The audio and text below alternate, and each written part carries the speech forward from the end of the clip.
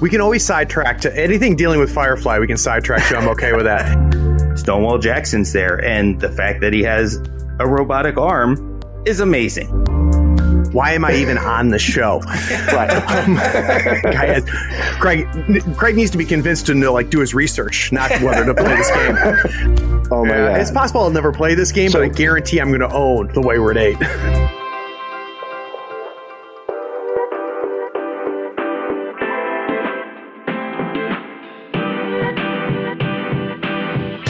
There are few things better than stepping away from the screens, unplugging and sitting around a table to do battle with your friends. Every week, Third Floor Wars brings you the latest strategies, tactics, and reviews on board games, card games, and miniature games like Malifaux. If you want useful information on the games you already play, or new insights on great games other people are playing, you are in the right place. Craig and Ray welcome you to the Third Floor and the Tabletop Talk broadcast. Craig here, and welcome to the Third Floor and another episode of the Tabletop Talk broadcast. Today I've got two guests, Regina and Brian Powell, trying to convince me that I should be playing Wild West Exodus by Warcradle Studios. Paul, can you introduce yourself? Hi, I'm Paul. I'm from Three Men in a Wargame, and if you've ever listened to that show, you know that I have extreme amounts of enthusiasm for it, and it is so far above what I have for Legion, and I was pretty excited about that game. Yeah, Paul was on our last episode with the same format where Paul was trying to convince me pretty well that Legion is a game I should be playing. But we have a new guest on the show, Brian Powell. Brian, can you tell us about you? Yeah, hi, everybody. My name's Brian. In Wild West Exodus world, I'm known as Jedi Powell. I am a huge Star Wars fan as well, but I got stuck into Wild West Exodus from the beginning with its first Kickstarter. And here I am. I'm going to convince Greg to join us too. So let me give you guys a little bit of a background for myself. So I'm an ex-40K player. I got disillusioned and tired of 40K, which I've been playing for, I don't know, going on a dozen years. And kind of was poking around, had gotten involved in the Guild Ball Kickstarter. And they had dust on them. I had gotten them and they'd sat there for a year. And that was my first exposure to a skirmish game. And I was having fun with Guild Ball, but got a little tired of it. Started poking around to see what other games are out there. And I found at about the same time, I found Malifaux and I found Wild West Exodus. And I thought that kind of the setting of both, and they both looked really cool. They're a skirmish, kind of feel to them. And it was the fact that at that time, Wild West Exodus was metal models that ended up making me go for Malifaux, which has been, my love for the past 2 years. So I'm really anxious to hear about this. And to get ready for today, I went over to the website and I took a quick look at kind of the write-up they have there. So this is what Warcradle says about Wild West Exodus.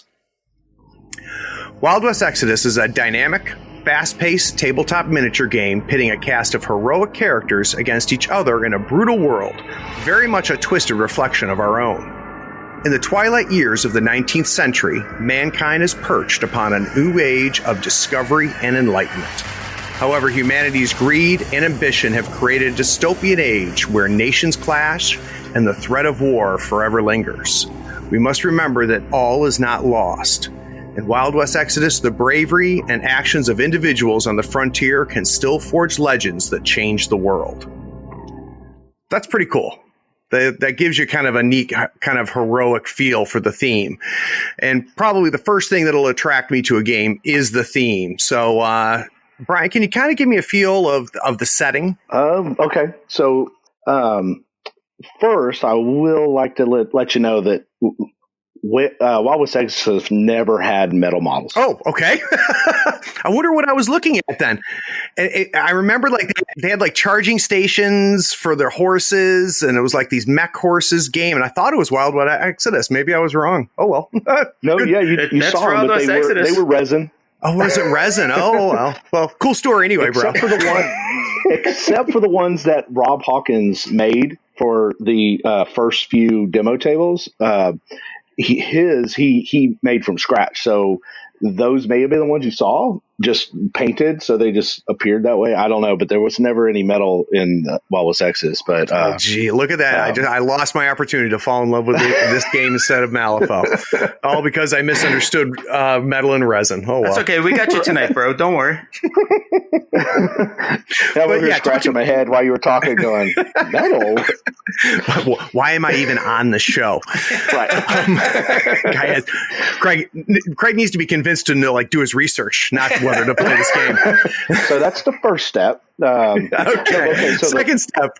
One of the things that drew me to the game was models, but the actual idea behind it actually was, I guess, another barb in the hook. So Wild Exodus, the world, is not the actual history of our world.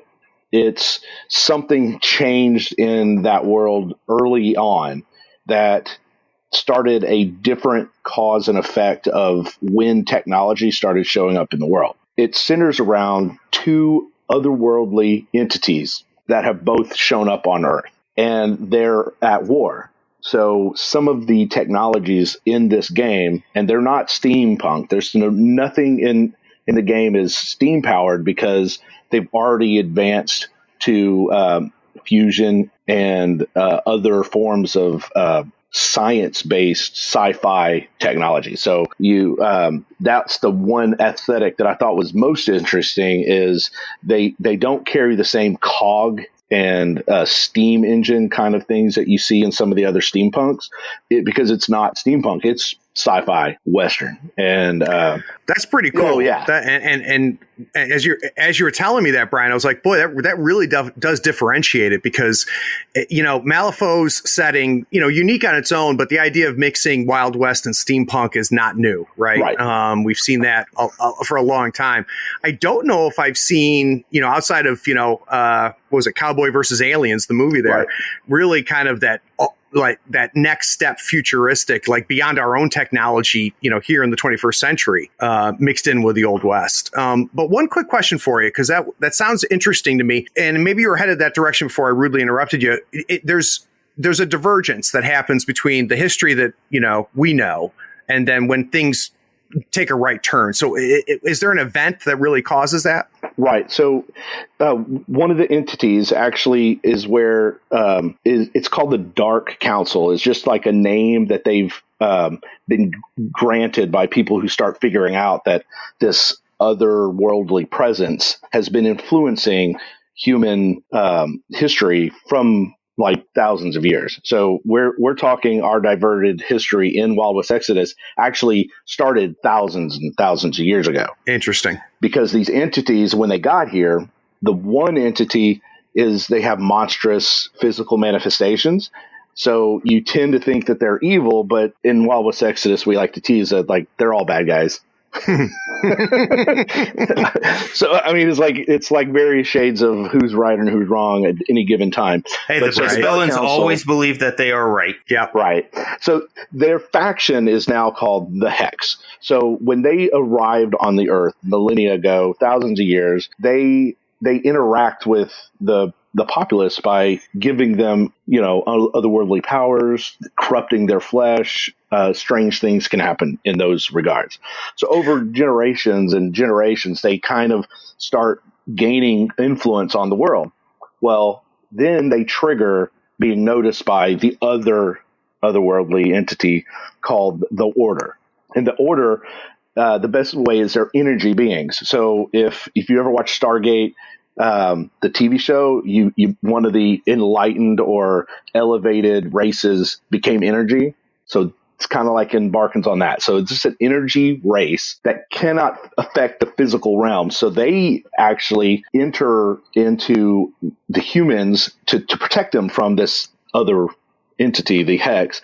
So they start whispering in dreams a way of influencing the humans to then start building technologies, and then they start, having the humans fight for them. And so that started around when Atlantis was formed as a city. Oh, wow. Okay. A long time ago then. So when I say a long time ago, that is when the first clash between the Hex and the Order happened on Earth. Got it.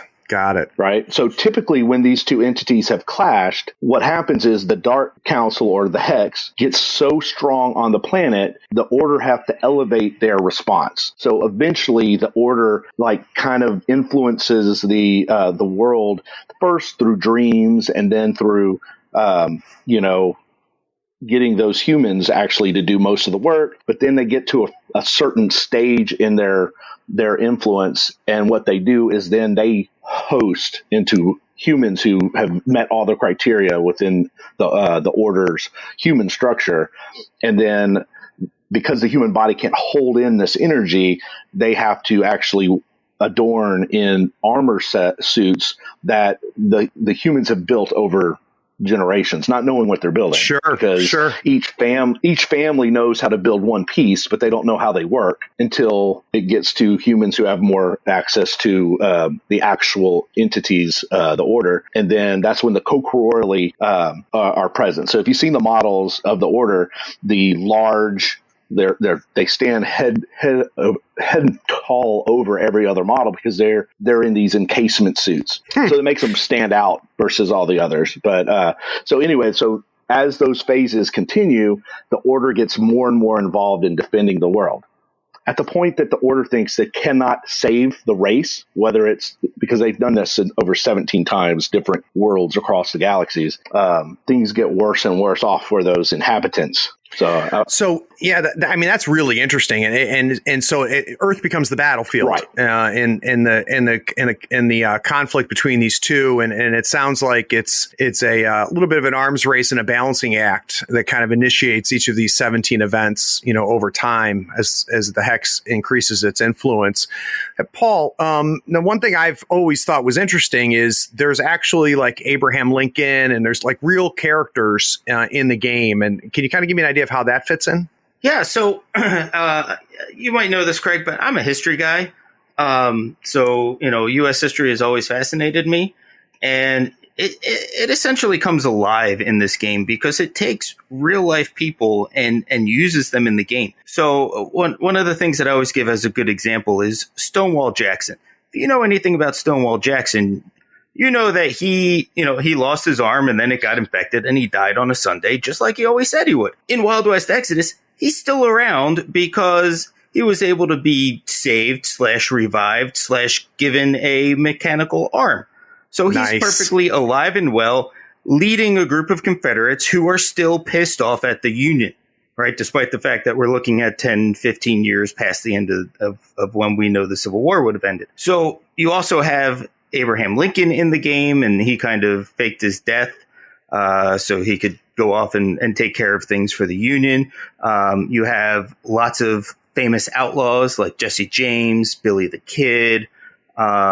So it takes all these real life figures and gives them this really great feeling in the game. You can totally buy the fact that Stonewall Jackson's there, and the fact that he has a robotic arm is amazing. Like it just just screams awesome. Yeah, that's cool because it fits, especially like you said, if you know the history and how he died. That's pretty cool. Yeah, and I mean even down to it even some of it even plays on the rivalry between Tesla and Edison. Nice. Who are in completely different factions and kind of hate each other, and it shows. Like Edison's in a faction called the Enlightened, which are kind of the science at all costs. It doesn't matter what you do to the people you're subjecting to, whatever potential tests you have, as long as the outcome is beneficial to everybody. And so you have Edison in that side, and then you have Tesla, who's a lawman and a little more on the up and up about things, right? So that kind of represents their rivalry in real life in this game. Yeah. That's cool. So, I mean, not that there's any, anything truly new and original. Some of those elements I've heard before, but I don't know if I've heard it pieced together quite like that. So that's interesting. I like that. Now, so a theme to a game is going to, probably be the first thing that brings my interest. But the one thing that I always wonder about is, it's one thing to have a theme to a game. We've played a lot of board games that have themes, but when you actually are playing the board game, you realize that the theme is kind of, attached, right? Stapled on just to give you some box art. Can you guys give me, Brian, give me a feel, how does the theme that you guys just explained to me play out on the actual table? Does it translate? Okay, so Warcradle, when they took the game, they wanted to make sure that the focus of the game was a very narrative gameplay. So some of the ways they did that was to focus on cinematic actions.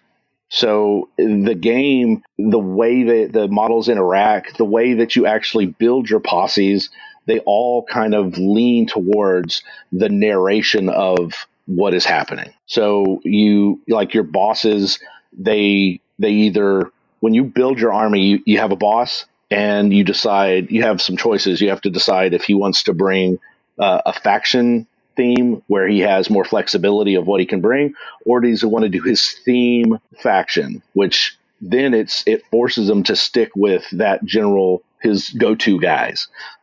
So such as like Jesse James, he has his theme posse where it basically the first step is, hey, bring Frank, he's your bro. And some of the other factions have very restrictive theme posse builds, but then you may get some kind of bonus for sticking to it, and then some of the faction ones gives you more flexibility of bringing just anything inside the faction. So like I said, from step one, hey, theme is kind of tied to what you're going to be doing. The scenarios also aid in that somewhat, but then they added another feature called the Adventure Deck. And the Adventure Deck has two different gameplay tactics that you can do. One is which affects the mechanics, and the other one is actually helps with victory. So it's another way for you to focus on different actions in the game or different outcomes, and you gain victory points in that way as well. So it leans towards that. Then you have some of the actual actions that they've added into the game, like Give 'em Hell is an ability where if you're targeted, you can shoot them first through another thing called Veteran Instincts. So a lot of the gameplay lends to the theme and the way that the models interact. Another one is, I was going to say, one of the funnest ones that actually in its newest rule set is Quicken the Dead. And this basically, when you get targeted, before they roll dice, you can say, hey, I don't want to even go near having to defend against that attack. So I'm going to Quicken the Dead, which gives you the ability to dive out of the way. And then your model is, you're basically hunkered or prone and in a defensive position after you succeed. So it's kind of a thematic way of being defensive in the game. Yeah, I gotta tell you, it gets me kind of excited to hear the naming behind the abilities, because one of the things that I love about Malifaux is they spend a lot of time doing something as silly as naming the abilities, things that give you that feel for the game, and it sounds like Wild West Exodus does that as well. Now, Paul, when you're playing, does it feel like, sci-fi Wild West? It sounds like the naming of the abilities helps and kind of how things are structured. But do you feel immersed when you're, flipping cards and rolling dice? Yeah, I mean, all of those things that Brian just mentioned really add to it, especially the decisions that you can make even on your opponent's turn, like being able to Quicken the Dead, right? So you're going to get shot at, and when you watch a Western film, when somebody knows they're going to get shot, they're going to duck to the ground. They're going to hide behind boxes or something along those lines. So you're getting to make those decisions. You're getting to make that decision to quick draw. Maybe before they shoot you, you're going to shoot at them. Gives you that fast-paced feel of what you would see in a Western movie. And yes, when you're playing against somebody like the Watchers, and there's your typical what you think of gray aliens coming at you with some pretty sci-fi guns that are basically atomizing you, it works. It really works, and it gives you that quick gunfight feel, right? It's not like a huge battle like if you're playing 40K, but these are all split decisions, and you feel those split-second decisions being made by your model as you're playing the game. And what's great is that a lot of it's happening even on your opponent's turn. That sounds exciting. When we talk about, in game, I can't wait to hear more about that because, the downtime of some other games like 40K, it kills me now. I can't go back to it, because I'm so used to, being so engaged as much in my opponent's turn as I am my own turn. And to your point, Paul, it sounds like, thematically they do that by giving you that kind of that sense of, drawing guns and reacting to shootouts and stuff like that. So there's a lot of player agency in this game and tactical decision making, and it all builds to that theme and that fast action. That's excellent. And those tactics occur the entire game. So there is no downtime. And because all models have the same amount of wounds, which is 1. Makes it easy. Because all these weapons are that deadly, everything can kill you. You need to be paying attention. There is no, you go ahead and go, I'm going to be over here, refreshing my drink. You can't do that. You really need to be engaged. And there's cards that you can use on your opponent's turn. There are cards that or abilities that you can use during your opponent's turn.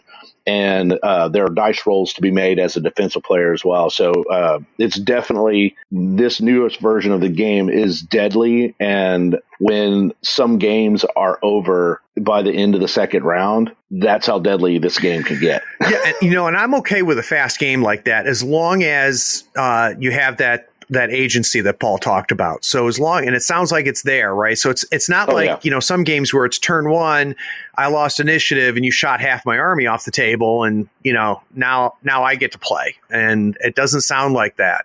So that is very cool. All right, we're going to take a real quick break. And when we come back, we're going to talk about kind of how Wild West Exodus handles the pregame.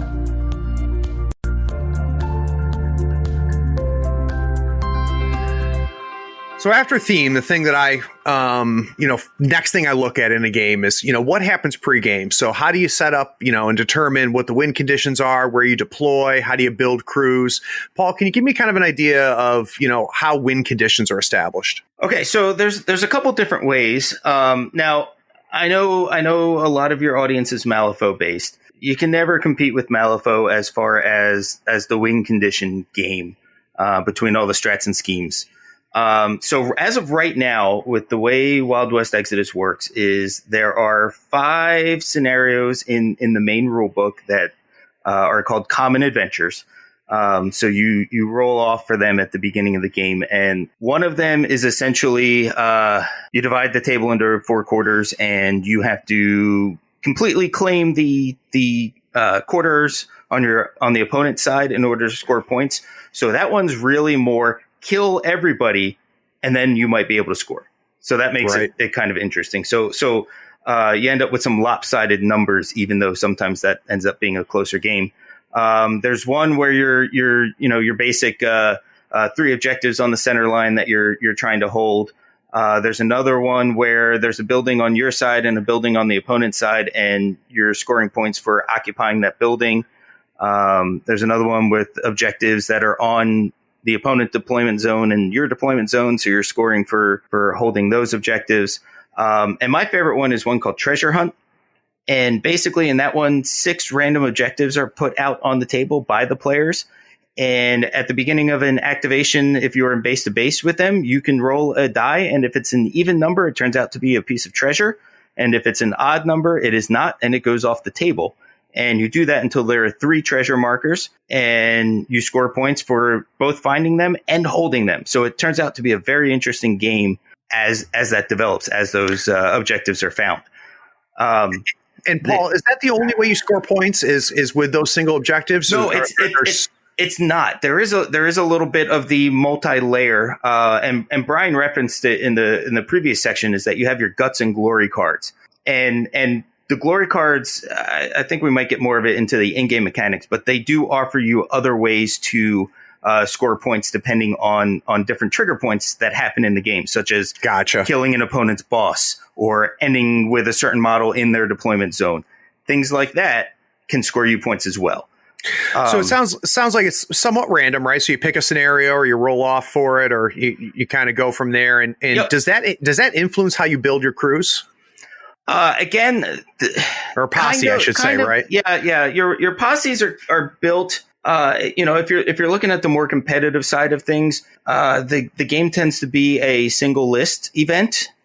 So you're not building it as you're going through. You're kind of building your all-comers best list you can, and then taking it into the games if it's a competitive scene. Right. So again, it doesn't have that flexibility of okay, I see what I have, so now I can build my crew. But you're spending a lot of time ahead of time building it and figuring out the type of stuff that works best. Okay.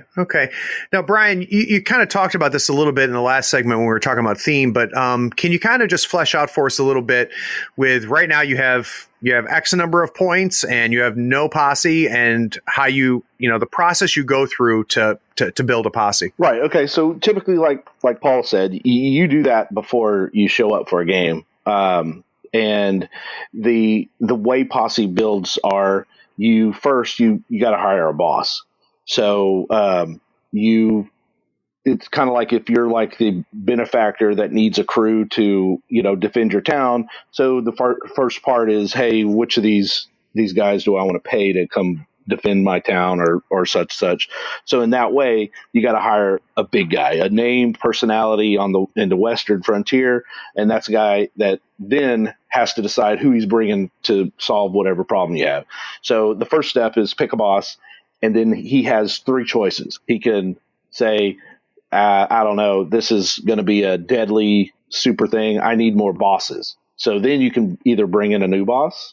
And so these bosses don't bring their own posses. You're just going to have a collection of bosses until you reach your cost total that you've decided with your opponent. Or each boss can also decide to bring faces or hands or support models in his posse. But then you got to decide which of the two ways. I can go theme, which is always really kind of a nice thing because it fits that boss and you get a lot of more cinematic feel because that's who you're bringing. Or you can bring faction. Say you bought some neat toys for your faction, but your theme doesn't fit with those toys, but you really still need to have that interceptor bike, or you really want to bring that gyrocopter. So you may have to bring it via the faction posse. So you have those two choices, but each boss you bring can do the same. There's that decision-making process of whether or not he wants to be by himself or if he's going to bring his own troops. Because there's a mechanic in the game where your boss can only share his fortune with his posse. And fortune allows you to power up some of these really cinematic abilities. Got it. By re-rolling dice or by interrupting someone attacking you and shooting them in the face first.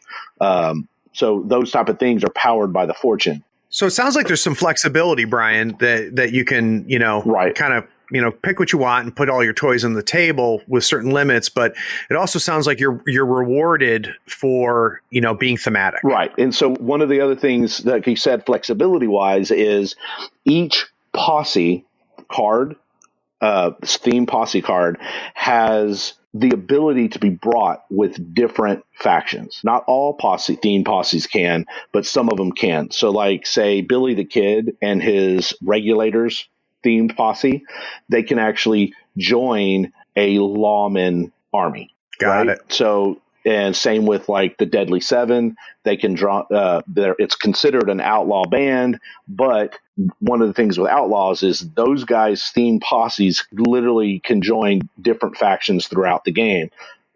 So like the Deadly Seven, they can join lawmen because the boss, he used to be a lawman. So now he's running his own outlaw gang, but he still has that ties with the lawmen, so they can join a lawman faction.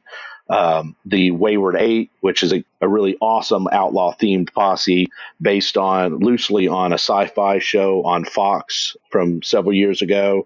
The main characters, very similar sculpt to, a main actor, named Nathan Fillion. So you can connect the dots. Whoa. Hold on. Whoa. Which faction is this? It's an outlaw faction, posse called the Wayward Eight. and it's 8. And it's Firefly. It is 8 very uniquely sculpted models on real world actors from a show. The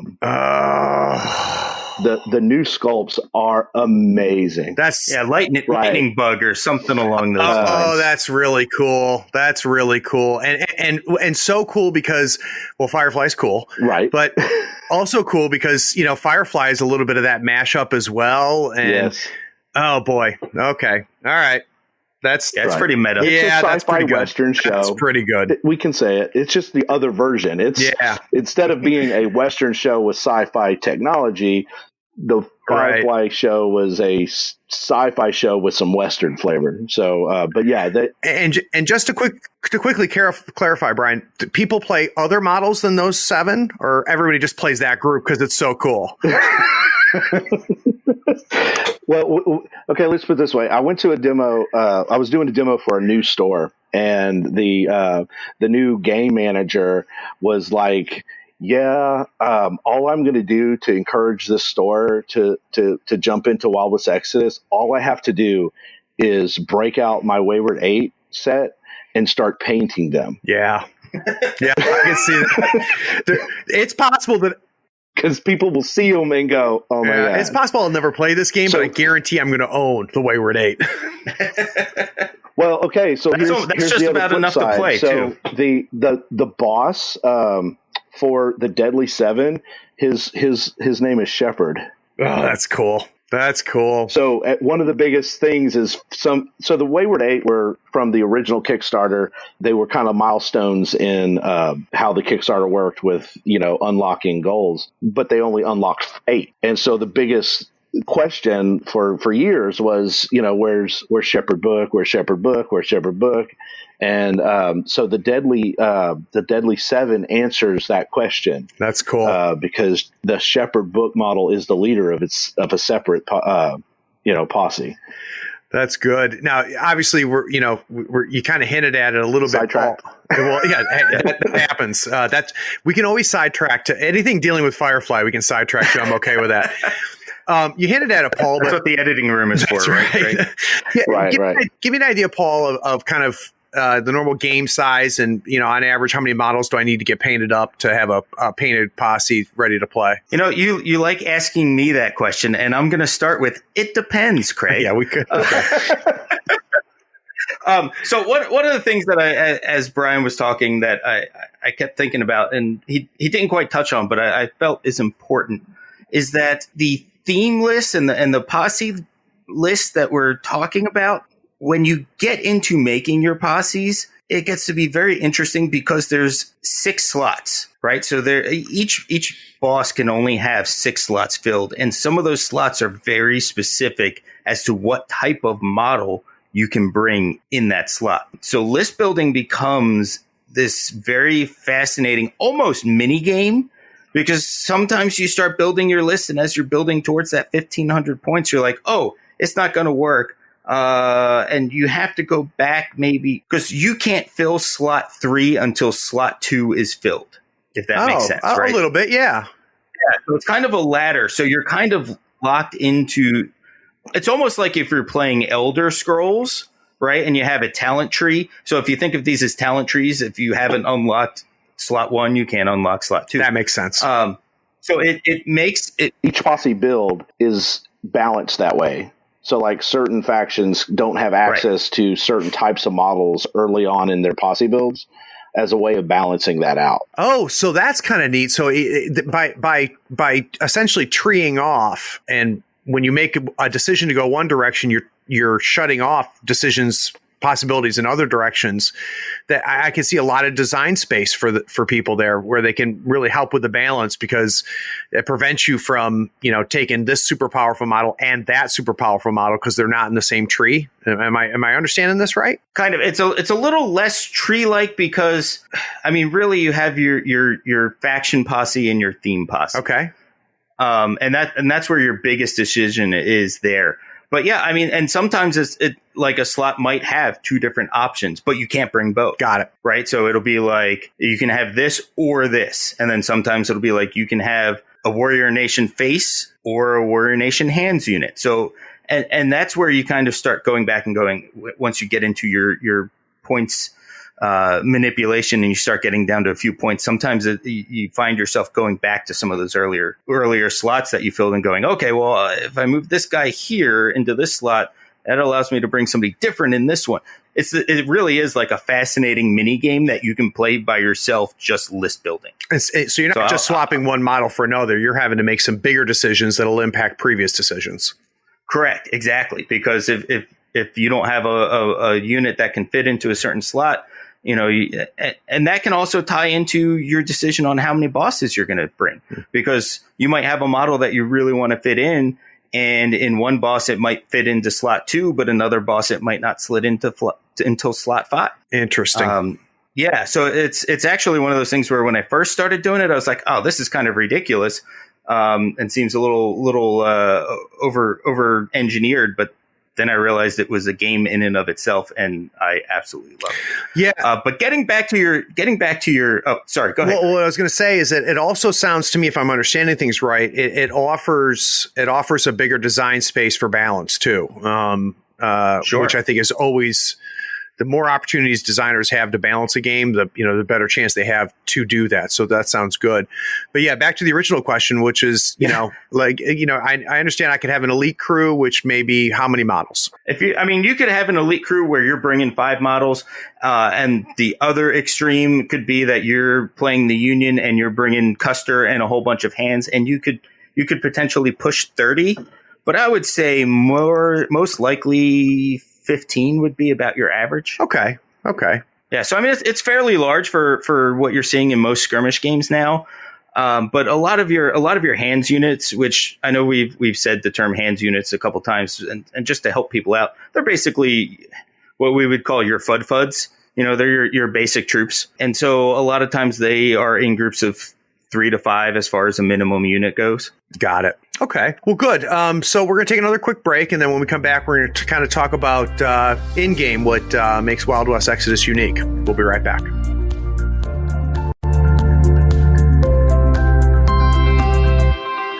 Okay, so we're sold on the theme. We've got kind of some interesting ways that pregame happens, especially in that crew building phase. I'm anxious to read up on that some more. But now we're in the game. So Brian, can you give me an idea of what makes playing Wild West Exodus cool? I think one of the unique things is the interaction of 2 decks to play Wild West Exodus. So it kind of gives you that feeling of having a hand of cards that you have to keep an eye on as you're playing the game. Kind of like, I guess, in Malifaux, don't you use a deck of cards? So similar to that. But where these cards are different than Malifaux is they have 2 ways to affect the game. So based on how big an army you're playing against your opponent, you would have a certain number of cards. So at small games, like within like 800 points, you only gonna have 3 adventure cards unless you have a model who has a special ability that may grant them additional cards. And then as you get up to like the set standard of gameplay, which is 1500, you can have up to 4. And maybe even beyond that, you can get up to 5 cards. And these cards, you get up to that same number at the end of each turn. And how do these cards affect the game? Right. So I'm going to get into that. So, but just know that these cards are, you are encouraged to use them during your turn. Right.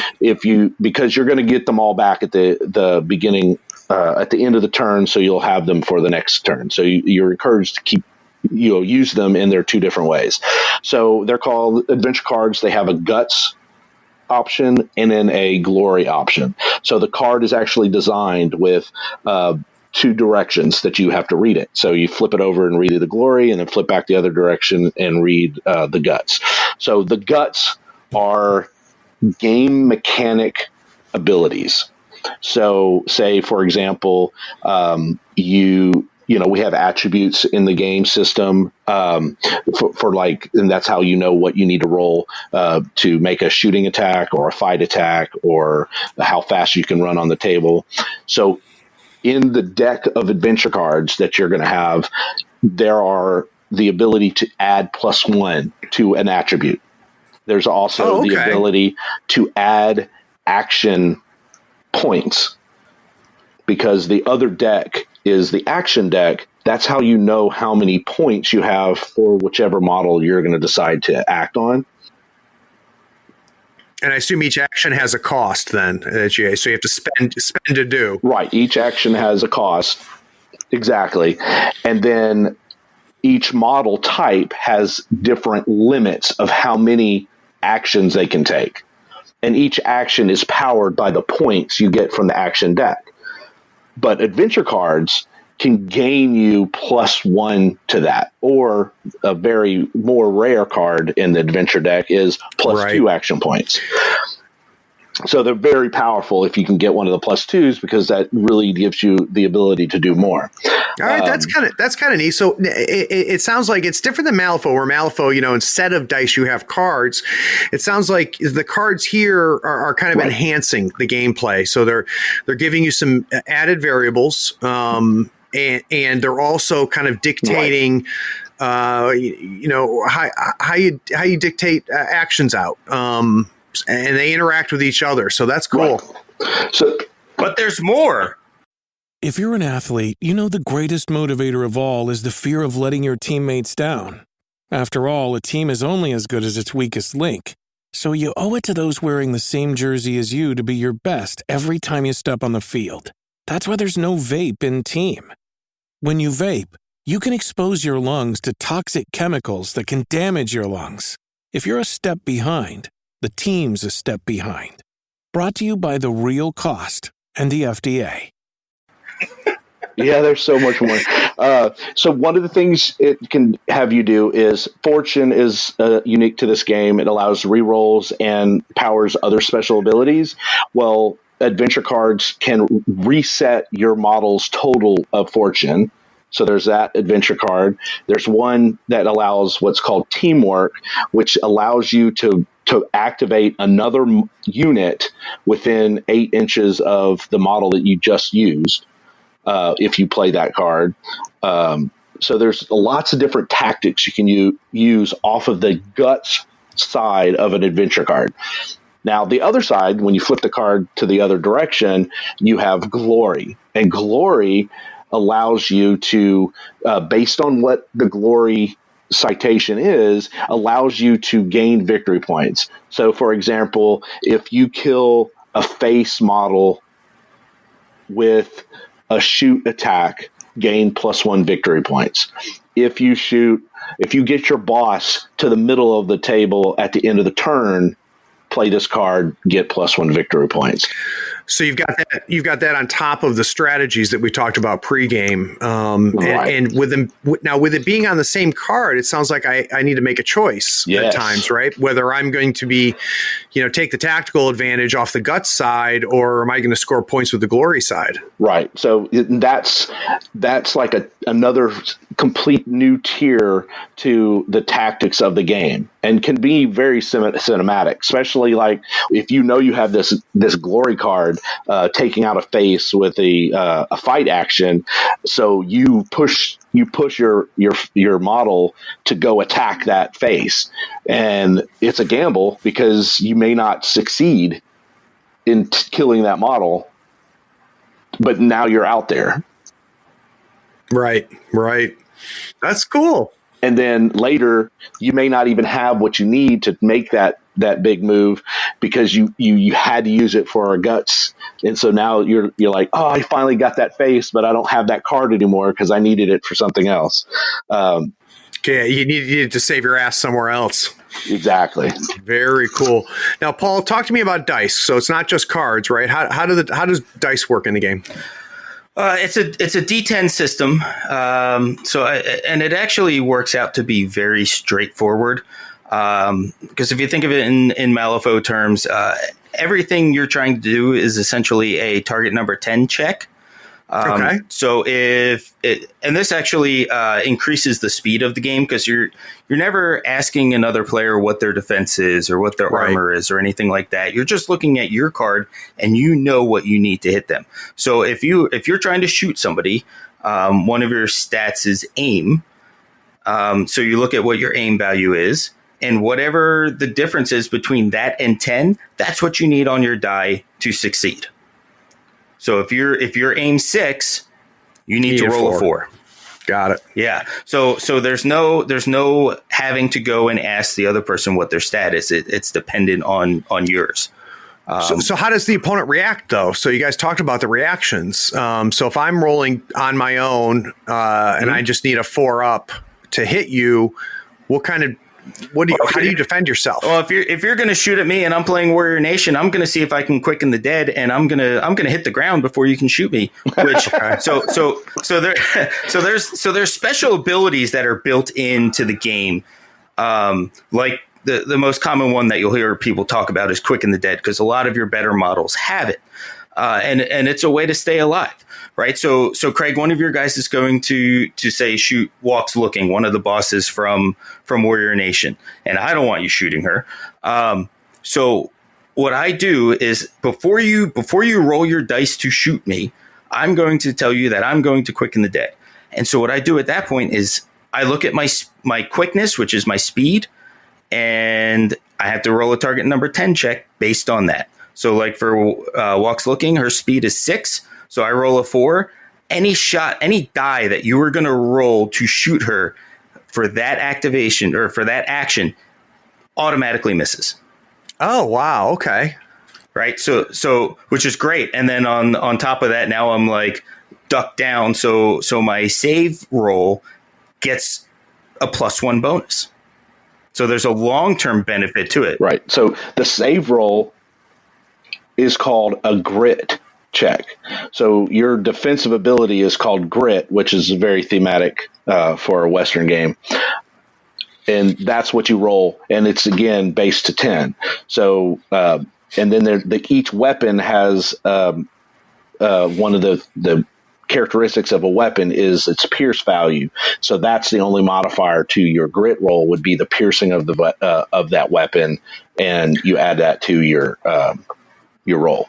Gotcha. So you're not really rolling against each other. You're kind of both rolling to hit target numbers, and based off of the abilities and the actions you're choosing, you might be modifying those. Correct. The rolls are not opposed like you would see in Infinity or Malifaux with flipping cards at the same time. They're unopposed rolls, which again speeds it up.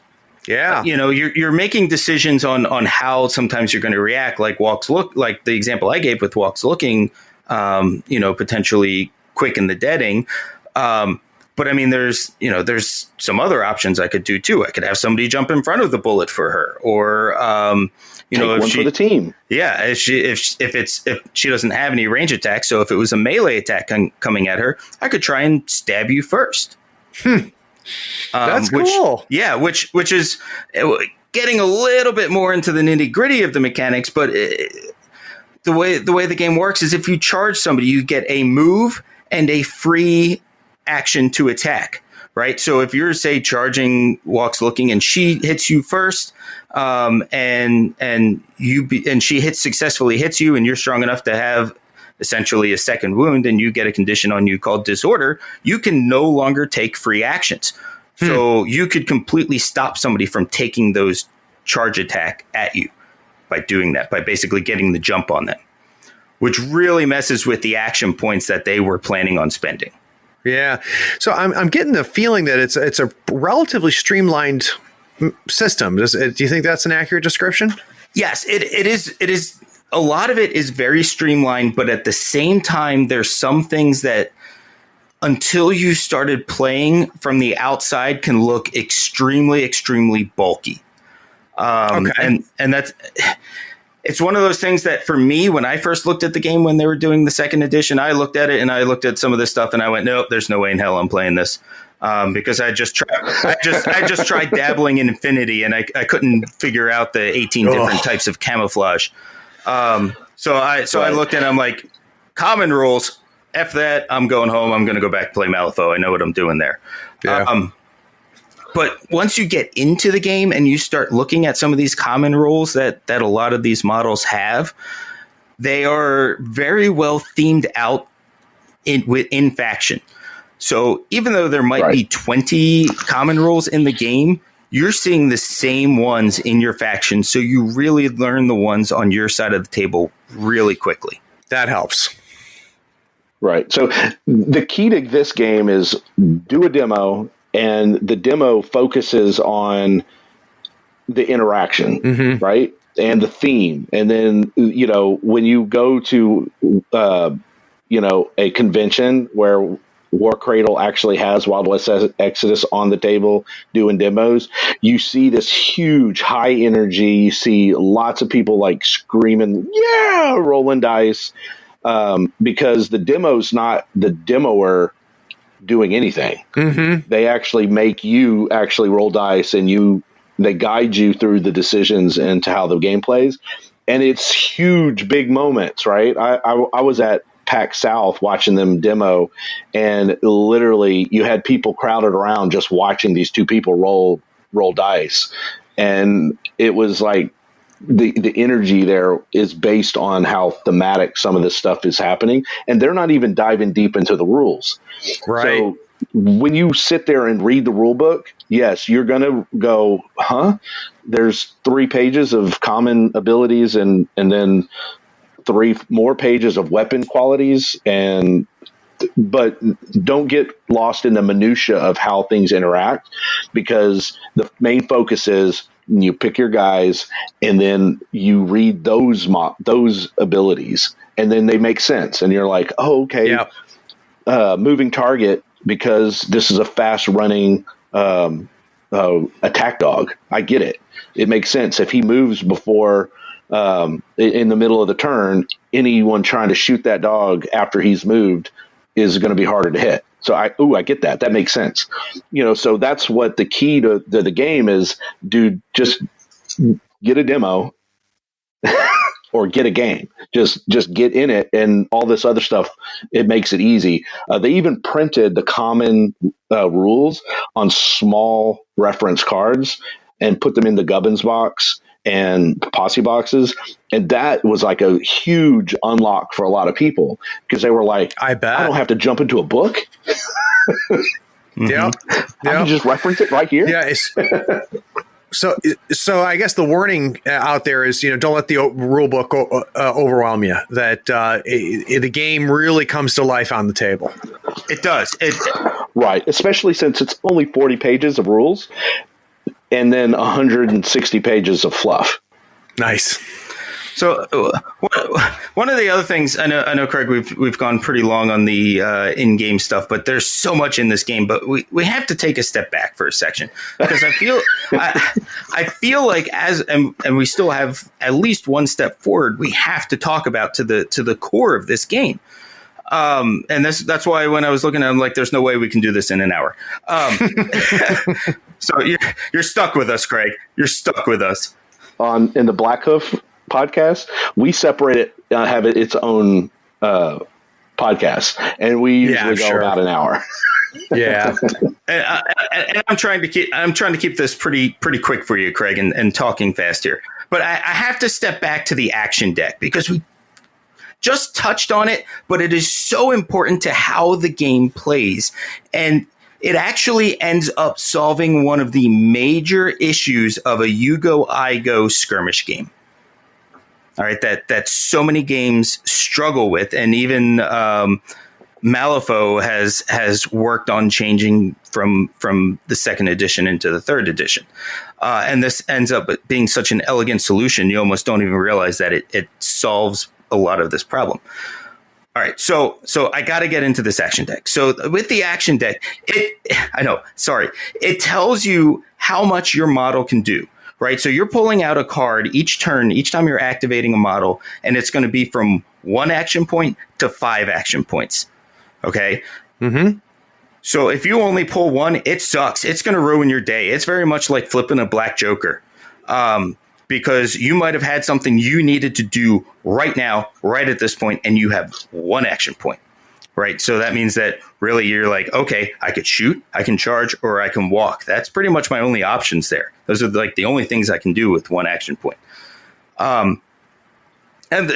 So the action deck kind of, or the adventure cards kind of modify that, and Fortune allows you to do it. So you can play with it, but you're going to use more resources to do those things that you want it to do.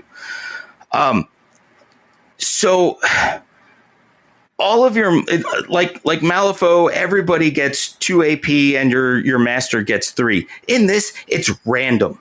You don't know what you're going to pull. So you don't know if that action deck is going to be working with you or working against you at any point in time. But because it's a deck, it's balanced, right? Because it has a memory. Yes, it's a bell curve. So most likely you're going to pull a 3. Got it. Okay, it's a pretty safe bet that you're going to pull a 3. But when you pull a 2 or a 1 and you were kind of going, hey, maybe I'll pull a 4, it sucks. Like, you feel that. And it completely changes all of your decision making, right? So you're never guaranteed you're going to get to do everything that you want to do with that model. And so one of the things that this actually solves a little bit is activation control. Right. Because you might be at the end of your turn. You're like, oh, man, I can't wait for Jesse James to walk once. He's going to revolver fan, and he's just going to take out that entire unit of hands, and you flip a 1. Yep. Oh. And you're like, well, I can either shoot from here, and, well, I'm not in range, so I can't. So I'm just gonna walk away because I'm out of resources. Right. So that balances that super amazing guy. And you flip that and you're in trouble. Now, on the other hand, you also have that great luck where if he pulls a 5, oh boy, everything's dead. Or my favorite is there's special abilities that certain models have. And Jesse James, specifically, because you mentioned him, Paul, has ability called Gambler, which allows him to draw a new card. But the catch is it has to be higher than the card he originally drew. If it's the same or less, he's done. His activation is over. But if it's a better card, he has no limit. That's interesting. So he can continually doing actions as long as he can pay for them through adventure cards, the actual action card that he pulled, and using Fortune. So right. Normally, a model has a limit, and that caps how many actions you can do. Okay, so even if you flip a 5 action card, you might still only be able to do 3 actions. Oh, okay. But those other two action points you can use essentially as chrome on an ability to make yourself shoot better, or even. Well, not reroll, but yeah, I mean, there's different ways you can use those action points getting deeper into the game. Right. It's becoming pretty obvious to me that there's some serious tactical decisions that are made, in game, and yes, and I like that. And as you know, Paul, one of the reasons that I've stayed with Malifaux as long as I have is because the decisions the players make matter, and it sounds like there's a lot of key decisions here that really are going to decide who wins the game. It's not going to be you rolled a 2 versus an 8 on your D10 that's going to decide the game. It's going to be the decisions that you've been making, which, how you're playing your adventure deck, what you're doing with your action points. That the decisions matter more than the randomness is the feeling I'm getting. Oh, absolutely. If you're playing well, most of the time, if you're in an evenly matched game, you can pinpoint the point at which you made a decision that cost you the game. Right. As opposed to, I rolled all 1s and that's why I lost. So that makes me happy. Exactly. Or you can see a game where someone is literally getting tabled, but because they use their victory points well, by using adventure cards to get victory points, can still technically win the game with their 1 model still on the table because they got to the 5th round. At the end of the 5th round, he may only had 1 model, but because he used those the glory side of adventure cards instead of the guts, he was able to squeak a win because he got more victory points by playing the scenario and the victory cards well. That's cool. How many turns in a game? There's 5 turns. Yeah. Okay, and that doesn't vary. It's always 5. Yeah, unless you get wiped out. Or shorter, right? Because you have no models left. Or the game ended because the game's over. But and so another way is like, say, in a tournament setting, like they just had Adepticon tournament, and time allowed can also shorten a game. Of course, yeah. So in a typical tournament format, how much time do you get per round for a game? I think at Adepticon they did 2 hours for the whole game. So and the play time varies based on the experience of the players, obviously. So once you first start playing, if you stick to 900 as a point value, you're looking at about an hour. Okay. And that's just while you're learning the rules. But then once that 900 points and you guys are playing and you're finishing within 30 minutes, now, hey, we can stretch this and get to 1,000, and then we can stretch that again and go to maybe 1,200. And then as you guys get more comfortable, the games go much faster.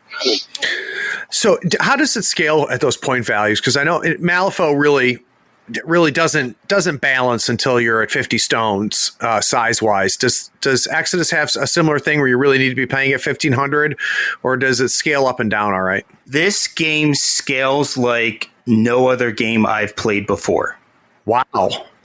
Like, I feel like with this game, regardless of the point size you're playing, it's going to be a fun, exciting game, and you're never gonna go, oh, well, that was unfair because we're not at that sweet spot.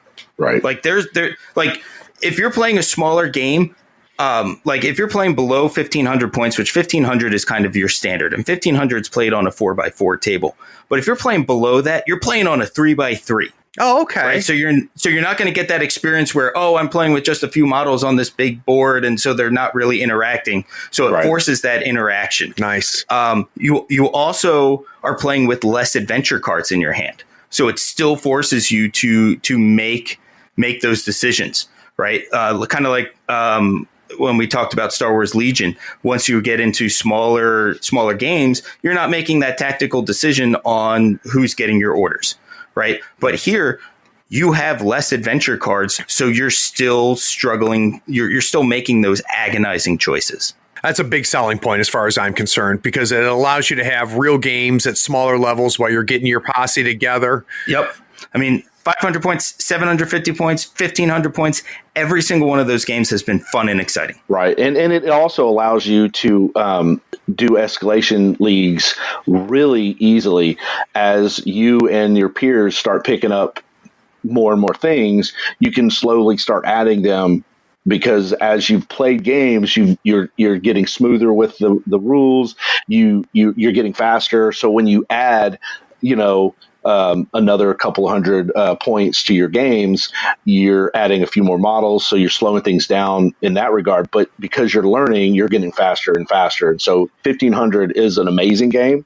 The balance is the best at 1,500, but depending on who you're playing and who your opponent is playing, I've had amazing games at 500 points. I've had amazing games at 750, 900, 1,000 is like our standard at one of my stores that we do our tournaments, and they're amazing. And we have yet to see one faction rule it all at any of those point levels. Wow, that's nice too. That's hard to balance at multiple point levels, so that's good. Right. There's 2 factions that have extremely expensive things, but because they're really good, them having less units is not a detriment, and it's not an auto win either. Right. Very cool. So it's very good balance. Yeah. All right. So we're going to take another quick break. And when we come back, we're going to talk about the hobby aspect of the game and then wrap up. So we'll be right back.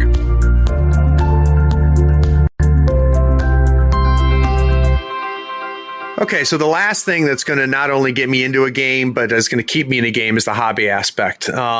everybody who is a regular follower of Third Floor Wars knows I am not good at playing. I lose games, and somehow what keeps me in it though is I love to paint, and I love to, the building and the aesthetics and stuff like that. And before we met and recorded this, guys, I looked and the models are pretty. So I guess the first thing I want to get a sense of is, how hard are they put together? And for those of Brian, I know you like to paint and do the hobbying aspect of it. How much of that impacts your love of the game? Wow. Okay. So I'm not a wargamer. I actually, my first wargame was Wild West Exodus after just stumbling on the Kickstarter and seeing Wyatt Earp, Doc Holliday with a respirator mask to combat tuberculosis, and then actual robot deputy units. I was like, "Hey, honey, I'm gonna buy some models on Kickstarter." And she's like, "What's Kickstarter?" I was like, "Don't worry, honey." And she, "How much?" I was like, $70 to start. Yeah, that didn't end there. But anyway, so I jumped in just on the off chance I'm just going to paint these, because that's what I did. I paint models, and I bought in and joined the community. And long story short, now I wargame and am a war host, and have about 20 models in various stages of work in progress. So love painting these models. I shamefully have large armies in every faction so far, and Lost World is going to be even crazier. But so anyway, the models are great. The ability for them to make these highly detailed models, they increase the scale. It's like 35 millimeter. So it's a little bit larger than most standard 32 millimeter games. That little bitty extra size to the models, that matters. It does. And the scale is beautiful. You literally, one of my most impressive things is in the Wayward 8, the Marcus, the leader of the unit, literally looks like Nathan Fillion. It's like uncanny. And of course, Jane, the model that has a different name. His name's Jake in the Wild West Exodus, but he's got a stogie in his mouth, and he's wearing the hat. So if Firefly, you know what I'm talking about. So that was going to be my next. That's my next question. Is he wearing the hat? Yeah, but those details are there, and that's just an amazing thing. And it's been that way since the beginning. There's a few models in the first the Kickstarter that I just didn't like very much, but a little bit of snip and some conversions, they turn out just fine. Nice. But so it's a really good resin. They're easy to put together. Some people, who aren't used to building models and stuff, they have these assembly guides that are really good. And they've been consistent. These guides are really, if you don't see it on your own because they're kind of intuitive, they have a guide that can give you a heads up. Like I think someone was building Black Hoof 2020, Jedrick Powell's partner. He's a robot horse in humanoid form. So he didn't know what the two pieces were. There's a guide that would have told you, hey, those are his shoulders. You need to put those in there. Right. But that kind of stuff happens if you don't know about the assembly guide. So we're always blasting that out like, hey, assembly guide. Oh, you need to know how to build that assembly guide. There are two types of mediums for the models. Most of the models are in resin. So those are in-house spun, and they've gotten really good at making them very few defects, not always perfect, but their customer service fixes any of those issues. Like just yesterday, I got a new Kaylee or Kalia. I think I mispronounced that. She is one of the Dark Nation models in she's the Spider Girl. There was a bubble in one of her legs. They sent me a whole new model. So, I mean, anytime we've had those, and it's very rare. I think I've only had to request like 2 models in the 5 years, and I have over 1,000. So I'll bash GW, but the one thing I don't bash GW on is customer service, because GW has always been that way as well, and Weird is too. So every game system I've been in, I've been very impressed by the company's ability to say, "Hey, our bad. We'll pop one in the mail to you tomorrow with no arguments." So I'm glad to hear that Warcradle's the same way. Paul, talk to me about putting together terrain for the game. It's a slightly different scale than most games, 28 millimeter or 32 millimeter. What are people doing as far as building tables? Well, one of the most convenient things is that Warcradle actually has a line of terrain. So if you want to be real simple about it, you can just buy the Warcradle stuff. And I mean, their stuff is absolutely fantastic. It's all MDF, but it's it feels like it's a little thicker MDF than what you normally see out there. And come pre-primed. Yeah, and they're pre-primed. So they're, you pretty much just have to glue them together and then slap some paint on them, and you're good to go. I mean, and they look fantastic, and they fit that mold just fine. There are also a lot of people that tend to build their own stuff as well. I don't know that it has the 3D printing community that Star Wars Legion has. But not yet. But I think as the game gets more popular, I think that will definitely end up being a thing. But I mean, the easiest way to go right now is to look at the Warcradle stuff and compare to what you see from a lot of MDF terrain companies. It's priced right. I might have to check it out, even if I don't play, because it sounds like some of it might fit Malifaux. So that's cool. It would absolutely fit Malifaux. So one of the coolest things that terrain in our game, especially when talking about structures, they're treated as abstract in the game. So if you have buildings a little bit out of scale, it really doesn't matter, because you're not diving in and actually going door to door or room to room inside those buildings, because they're treated as abstract environments. So you can get in the buildings, but once you're in the building, that unit, they have control of that domain. No one else can come into that unit, into that building, and you can draw a line of sight from any corner of that building, and anyone shooting you in the building is assumed to also have line of sight to you. Nice. Okay. So there's not a whole lot of reasons why you couldn't use literally any terrain you already own, because it's a sci-fi Western. Your 40K, temple, it could be used. Your 40K dwellings, they can be used. Your Star Wars Legion, Mos Eisley terrain can be used. It literally, it's so easy to use in a narrative way, whatever you want, because there are high technology locations like an Enlightened compound, because it's all going to be high technology, energy tubes and conduits and stuff like that. You can use your Western terrain from Malifaux or Knucklebuster. The scale is maybe a little technically smaller, but because you're using the buildings abstractly, it doesn't really matter. Right. Because you're not needing to get through the door. You're not needing to be able to get through the window. All that stuff is thematically cinematic. It's, well, you made it through that window. You just dove through the window. Yep. You just kicked in the door. Now you're in. It just assumes those things are happening. And, you're shooting out of that corner. No, there's not a window, but there's a knot hole that you just poked out with your barrel, and now you're shooting out. Or you just shattered the window and shot out of it, just like they do in the movies. So the terrain is really kind of neat, and it really can use whatever you want. I think at Adepticon, they do in pickup games, I think they found small boxes. I don't even know what they were, but they just put the boxes out in the middle of the table. That's cool.